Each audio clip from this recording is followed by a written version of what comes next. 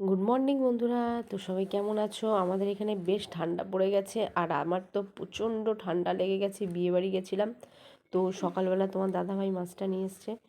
তো মাছটা এখন কাটবো, তোমরা আমার সাথে থাকো। তো দেখো মাছটা কিন্তু এখনও বেঁচে আছে, বুঝেছো?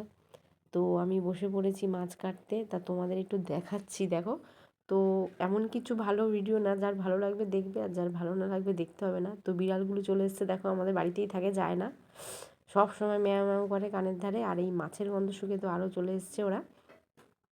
তো মাছটা আমি এখন কাটবো। তো মাছটা কিন্তু জ্যান্ত আছে। কে কে এই মাছ খেতে ভালোবাসো কমেন্টে জানাও। আর চলে আসো আমাদের বাড়িতে আজকে মাছের ঝোল খেতে। তো মাছটা আমি এখন কাটবো, ছাই নিয়েছি। তো মাছটা কে কী মাছ বলে আমি কিন্তু বলবো না, তোমরা কমেন্টে জানিও। তো আমি মাছ কাটা শুরু করে ফেলেছি। মাছটা হচ্ছে বলবো না, তোমরা কিন্তু কমেন্টে জানিও, ঠিক আছে? তো মাছটা কাটছি। মাছ কাটতে কিন্তু আমার ভালো লাগে জানো, কিন্তু যখন ওর গলাটা কাটি না তখন খুব কষ্ট হয়। তো মাছের পাখনাগুলো করছি আমি, পাখনাগুলো কেটে নিচ্ছি। তো এবার আমি আঁশ ছাড়াবো। এই মাছগুলো কিন্তু খুব ভালো টেস্টফুল লাগে খেতে। তো এখন শীতকাল, তো এখন মানে আমাদের ঘিরি মুসম ছেঁচার টাইম, মানে এই সময় আমরা জল টল শুকনো করে দিই। বিড়ালগুলো কিরম মাছের গন্ধ শুকে কিরম এখানেই বসে আছে, দেখো যাচ্ছে না। আর এই দুটো বিড়ালের বাচ্চা সবে হয়েছে। এই দেখো দুটো বাচ্চা কেমন দেখতে, দেখেছে? একটা কালো একটা সাদা। তো মাছটা কাটা হচ্ছে আস্তে আস্তে। বড়িটা কিন্তু আমাদের প্রচণ্ড ধার, বুঝেছো? একটু যদি এদিক থেকে ওদিক হয় না, ফট করে হাত কেটে যাবে। আমার গলার ভয়েসটা দেখেছো, পুরো চেঞ্জ হয়ে গেছে। এত পরিমাণে বিয়েবাড়ি গেছিলাম, ঠান্ডা লেগেছে। কন্যাযাত্রী গিয়েই ঠান্ডাটা লেগেছে।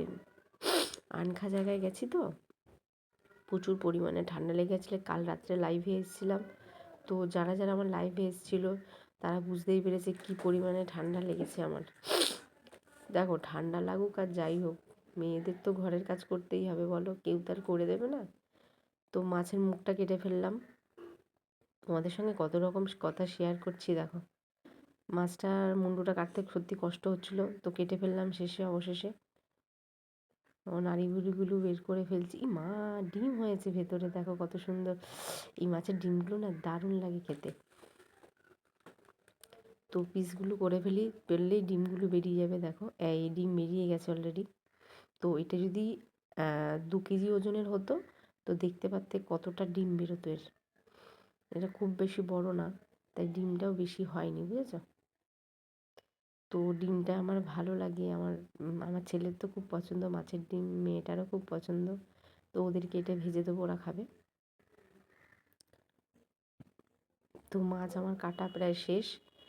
লেজটা একটু ছোট করে দিলাম, আর মুন্ডুটা একটুখানি দুপাশ থেকে চালা করে দেবো। দু চালা করলে কী বলো তো, মুন্ডুর ভেতরে না মানে নুন মশলা টশলাগুলো ভালো করে ঢুকবে, বুঝেছো? তো বড় বলে আমি একটু চালা করে দিলাম মাঝখান থেকে। তো হয়ে গেল চালা। বিড়ালগুলো কিন্তু যাচ্ছেই না, এই কড়াইতে আমি ধুয়ে নেবো। দেখতে পাচ্ছ কীরমভাবে খাচ্ছে? তার মধ্যে হাঁসপালগুলোও চলে এসছে খাওয়ার জন্য। ওই দেখো, দেখেছো? তো আমি এবার মাছগুলো ধুচ্ছি। মাছগুলোকে একটু ভালো করে না ঘষে ধুলে না গায়ে আঁশ লেগে আছে, আর একটা দেখবে ল্যালসানি ভাব থাকে মাছের গায়ে, বুঝেছো? তো আমি যখনই মাছ ধুই এটার মধ্যে ঘষে ঘষে ভালো করে পরিষ্কার করে ধুই, নাহলে না মাছের গায়ে কেমন একটা ল্যালসানি ভাব, আর ছোট ছোট আঁশগুলো না গায়ের মধ্যে থেকে থাকে। সেগুলো ভালো করে না ঘষে ধুলে গায়েই থেকে থাকে। যখন মাছটা ভাজবো না তখন দেখবে মাছের গায়ে সেই আঁশগুলো ফুটে ওঠে, তেল পেয়ে ফুটে ওঠে। এই দেখো, এটা মাছের ডিম বেরিয়ে গেছে। তো ভালো করে ঘষে ঘষে আমি ধুই মাছগুলোকে, নাহলে কিন্তু ওই ল্যালসানি ভাব আর ওই গুঁড়ি গুঁড়ি আঁশ সবই লেগে থাকে গায়ের মধ্যে। তো মাছগুলো ভালো করে ঘষে ঘষে ধুচ্ছি। এদিকে আমাদের উত্তরে প্রচণ্ড হাওয়া ছেড়েছে, আর আমার তো ঠান্ডা লেগেছে। তুমি বলো, মেয়েদের তো এই কাজগুলো করতেই হবে, বউদের কে করে দেবে বলো বাড়িতে?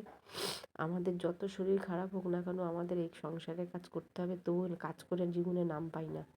তো মাছগুলো আমার কাটা হয়ে গেছে, ধোয়া হয়ে গেছে। তো এবার আমি নুন হলুদ মাখিয়ে রেখে দেবো।